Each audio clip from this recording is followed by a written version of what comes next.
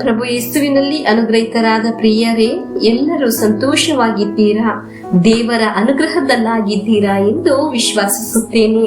ಇಂದು ನಮಗೆ ದೇವರ ವಾಕ್ಯವನ್ನು ಆಲಿಸಲು, ಆ ವಾಕ್ಯದಲ್ಲಿ ನಮ್ಮನ್ನೇ ಸಮರ್ಪಿಸಲು ದೇವರು ನೀಡಿದ ಒಳ್ಳೆಯ ಅವಕಾಶವಾಗಿದೆ.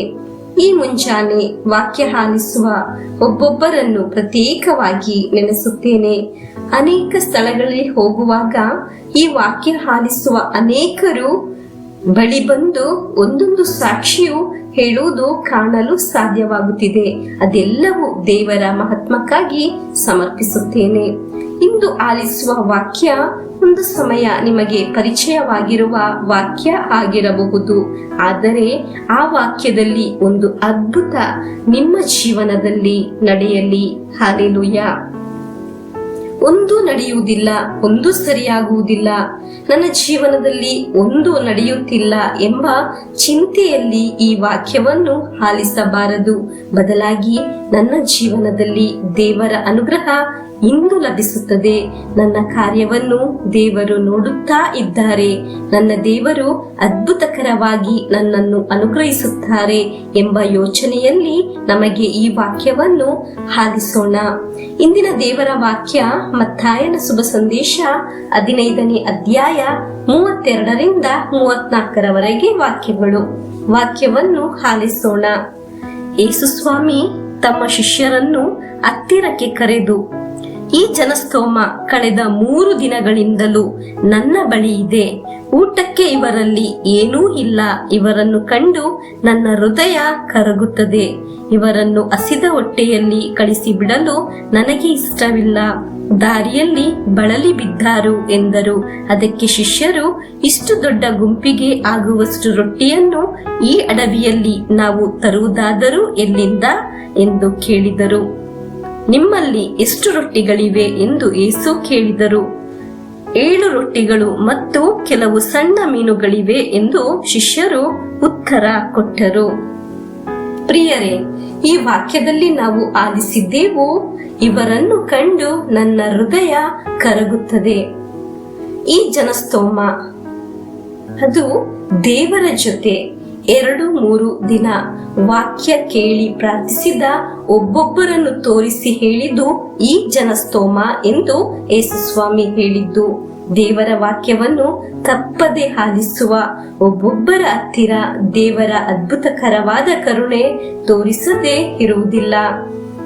ವಾಕ್ಯ ಆಲಿಸುವ ಒಬ್ಬರ ಕಾರ್ಯದಲ್ಲಿ ಯೇಸು ಸ್ವಾಮಿ ಅಧಿಕವಾದ ಗಮನವಿರುವವರು ಆಗಿದ್ದಾರೆ.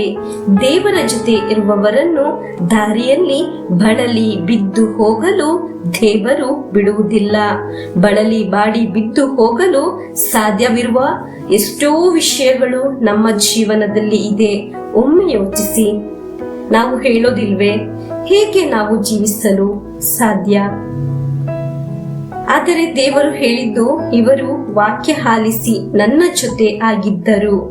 ಇವರು ಒಮ್ಮೆಯೂ ದಾರಿಯಲ್ಲಿ ಬಳಲಿ ಬಿದ್ದು ಹೋಗಬಾರದು. ನಿಮ್ಮ ಕುಟುಂಬವನ್ನು ನೋಡಿ, ತಲೆಮಾರನ್ನು ನೋಡಿ, ದೇವರಿಗೆ ಅನುಗ್ರಹ ಇದೆ. ದೇವರು ನಿಮ್ಮ ಜೀವನ ಯಾತ್ರೆಯನ್ನು ಬಳಲಿ ಬೆಂಡಾಗಿ ಹೋಗುವ ಪರಿಸ್ಥಿತಿ ಬಂದರೂ ಬಾಡಿ ಬಳಲಿ ಹೋಗಲು ದೇವರು ಬಿಡುವುದಿಲ್ಲ. ಹಲ್ಲೆಲೂಯಾ. ರೋಗದ, ಹಣಕಾಸಿನ, ಕುಟುಂಬವಾಗಿ ಸಂಬಂಧಪಟ್ಟ, ಭವಿಷ್ಯವಾಗಿ ಸಂಬಂಧಪಟ್ಟ ಸಮಸ್ಯೆ ಆಗಿರಬಹುದು. ಆದರೆ ಆ ಜೀವನದ ದಾರಿಯಲ್ಲಿ ಬಿದ್ದು ಹೋಗಲು ದೇವರು ಸಮ್ಮತಿಸುವುದಿಲ್ಲ. ಹಲ್ಲೆಲೂಯಾ. ಕಾರಣ, ಈಗ ವಾಕ್ಯ ಆಲಿಸಿ ದೇವರ ಸನ್ನಿಧಿಯಲ್ಲಿ ಸಮಯವನ್ನು ಕಳೆಯುವವರು ನೀವು. ಸ್ವರ್ಗದ ದೇವರ ಕಣ್ಣುಗಳು ನಿಮ್ಮನ್ನು, ನಿಮ್ಮ ಜೀವನವನ್ನು, ನಿಮ್ಮ ಕುಟುಂಬವನ್ನು ನೋಡುತ್ತಿದೆ. ದೇವರ ವಾಕ್ಯ ಆಲಿಸುವ ನಿಮ್ಮೊಬ್ಬೊಬ್ಬರ ಹತ್ತಿರ ಹೇಳಲೇ ನಿಮ್ಮನ್ನು, ನಿಮ್ಮ ಕುಟುಂಬವನ್ನು ದೇವರು ಅನುಗ್ರಹಿಸುತ್ತಾರೆ. ಕಾರಣ, ನೀವು ದೇವರ ಹತ್ತಿರ, ದೇವರ ವಾಕ್ಯದಲ್ಲಿ ಇರುವವರು. ಹಲ್ಲೆಲೂಯಾ. ಮನುಷ್ಯರ ಬುದ್ಧಿಯಲ್ಲಿ ನಾವು ಹಲವು ಸಲ ಯೋಚಿಸುತ್ತೇವೆ, ಇದೆಲ್ಲ ಹೇಗೆ ನಡೆಯುತ್ತದೆ, ಹೇಗೆ ಸಂಭವಿಸುತ್ತದೆ, ಇದು ಇನ್ನೂ ಸರಿ ಆಗುವುದಿಲ್ಲ ಎಂದು. ಹೀಗೇನೆ ಶಿಷ್ಯರು ಸಹ ಹೇಳಿದ್ದು. ಇದು ಅಡವಿಯಾಗಿದ್ದೆ, ಇಷ್ಟು ಜನಕ್ಕೆ ರೊಟ್ಟಿ ತರುವುದಾದರೂ ಎಲ್ಲಿಂದ ಎಂದು. ಅವರ ಆಲೋಚನೆಗಳು ದೇವರು ಅದ್ಭುತಕರವಾಗಿ ಮಾಡಿದರು. ಅದಾಗಿದೆ ವಾಕ್ಯದಲ್ಲಿ ನಾವಿಂದು ಆಲಿಸಿದ್ದು. ದೇವರು ನಿಮ್ಮನ್ನು ಅದ್ಭುತಕರವಾಗಿ ಸಹಾಯ ಮಾಡಲು ಅನುಗ್ರಹಿಸಲು ಸಾಧ್ಯ. ನಮಗೆ ಪ್ರಾರ್ಥಿಸೋಣ. ಪ್ರಭುವೇ, ಈ ವಾಕ್ಯ ಆಲಿಸಿ ಪ್ರಾರ್ಥಿಸುವಾಗ ಶಿಷ್ಯರ ತರ ಆಗಿದ್ದೇವೆ ನಾವು.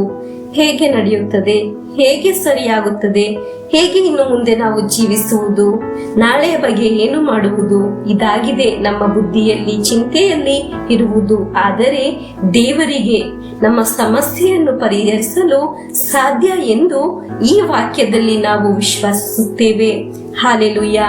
ಈ ಸಮಸ್ಯೆಯಿಂದ ನಮ್ಮನ್ನು ದಡ ಸೇರಿಸಲು ದೇವರೇ ನಿಮಗೆ 1 ನಿಮಿಷ ಸಾಕು ಎಂದು ನಾವು ವಿಶ್ವಾಸಿಸುತ್ತೇವೆ. ಹಾಲೆಲೂಯಾ. ಪ್ರಿಯರೇ, ಶಿಷ್ಯರು ಯೇಸುವಿನ ಕೈಯಲ್ಲಿ ಕೊಟ್ಟ ರೊಟ್ಟಿಯ ತರ ನಮ್ಮ ಜೀವನದ ಎಲ್ಲ ನಿಯೋಗವನ್ನು, ನಮ್ಮ ಮಕ್ಕಳನ್ನು, ನಮ್ಮ ಹಣಕಾಸಿನ ಸಮಸ್ಯೆಯನ್ನು, ನಮ್ಮ ರೋಗದ ಅವಸ್ಥೆಯನ್ನು, ನಮ್ಮ ಪ್ರಾರ್ಥನಾ ನಿಯೋಗವನ್ನು, ನಮ್ಮೆಲ್ಲ ಅವಶ್ಯಕತೆಗಳನ್ನು ದೇವರ ಕೈಯಲ್ಲಿ ಸಮರ್ಪಿಸೋಣ. ದೇವರ ಕೈಯಲ್ಲಿ ಅದಕ್ಕೆ ಉತ್ತರವಿದೆ. ಸಾಧ್ಯವಿಲ್ಲದ ಸ್ಥಳದಲ್ಲಿ ದೇವರು ಅದ್ಭುತವನ್ನು ಪ್ರಕಾಶಿಸುತ್ತಾರೆ. ಹಾಲೆಲೂಯಾ. ನಮಗೆ ಪ್ರಭು ಯೇಸುವಿನ ಆಶೀರ್ವಾದವನ್ನು ಸ್ವೀಕರಿಸೋಣ.